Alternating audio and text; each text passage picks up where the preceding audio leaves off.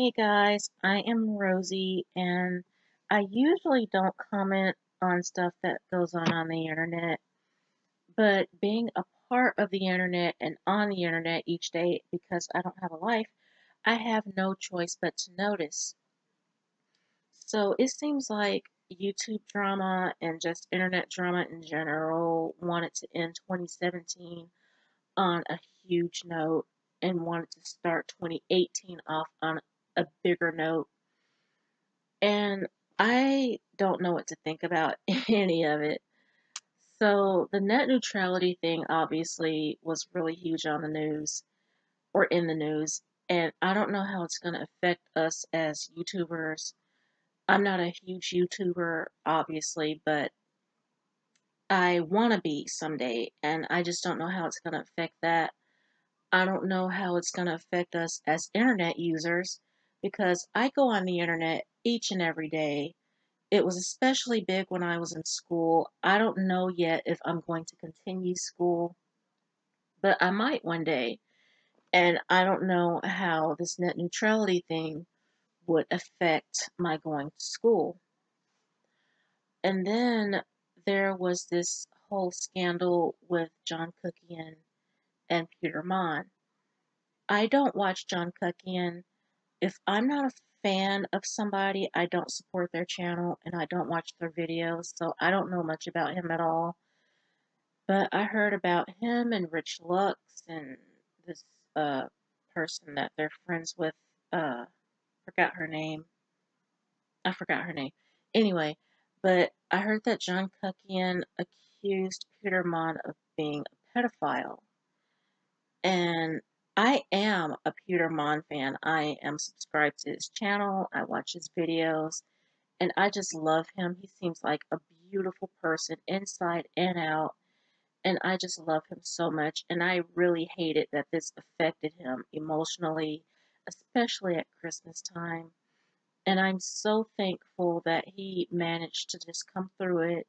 Seemed like he had a nice Christmas and managed to have a nice New Year, and everybody just like had his back and gave him so much support to the point to where um it was overflowing, and he just he was overwhelmed. And so I'm really glad about that. And I'm just hoping that John Kuckian learned something from all of this. You can't just lie and make up stories about somebody and then think that people are just going to be behind you on it.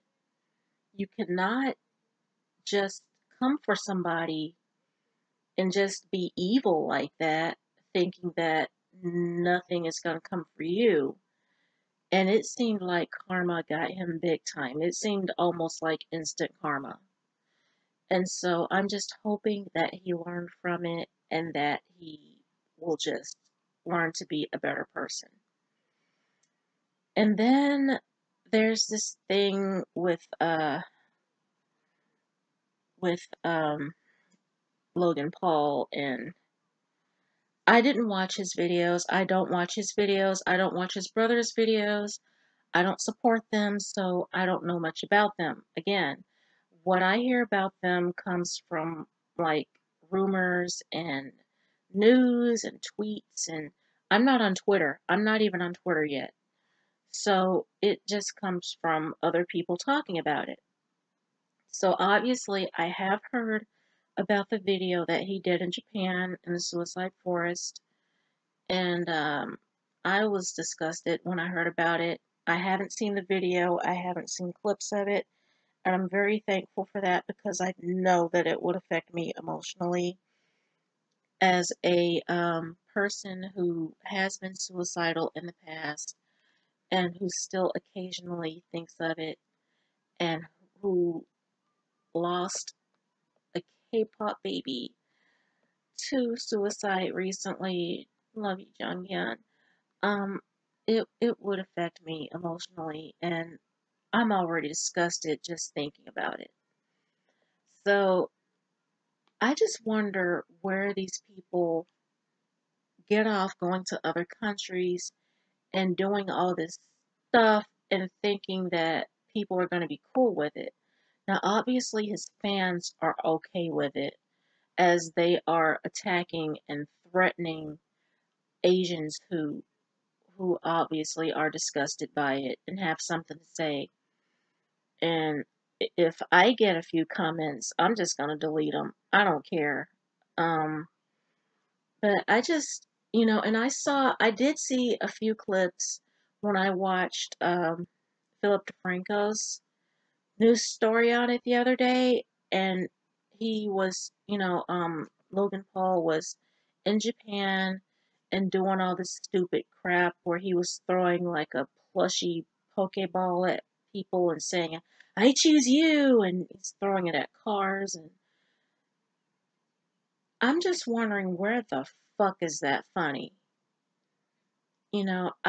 I saw no humor in that to go to another country and feel so entitled to where you'll just make a damn idiot of yourself.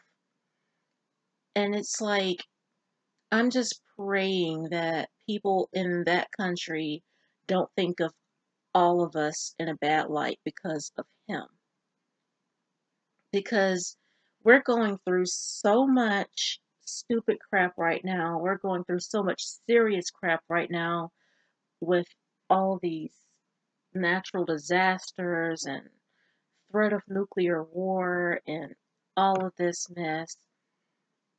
And it's just like you go to another country and you make an idiot of yourself for the entertainment of a few million fans who are so easily influenced by you that they might go to these countries thinking that they can do that and it'll be okay.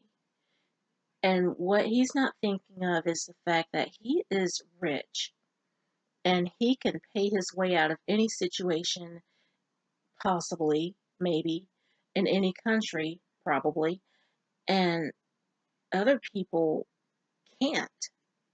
They don't have that much pull. And so, where do you come off making such an ass of yourself and feeling so entitled? And when people say something to you about it on your social media, instead of owning up to it, you block them. And it's like, what did your apology really mean? And it came off as self serving and not sincere at all. So there's that. And I guess from the tone of my voice, you can really tell what I thought of that situation. And then there's the Tommy Lee and Trish Paytas thing that I made a whole video on. And I'm still just like completely disappointed in Tommy because I have been a huge fan. Well, maybe not a huge fan. But for a lot of years, I was a very huge fan of Motley Crue, and especially of Tommy. I had a crush on Tommy when I was a teenager. And like I said, I'm not surprised that he did it because of the initial reputation of his band. I mean, they came off as trashy.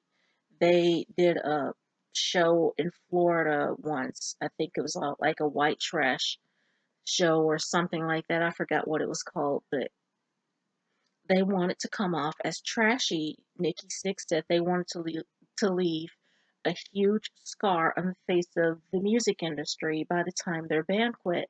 And I think they did that.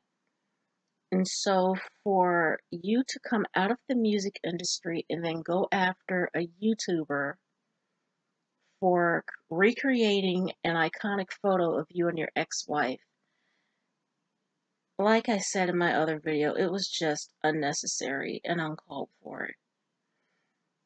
I'm still just really just disgusted by that, and I'm hurt for Trish because she was a huge fan of Tommy Lee. She was a huge fan of especially Pamela.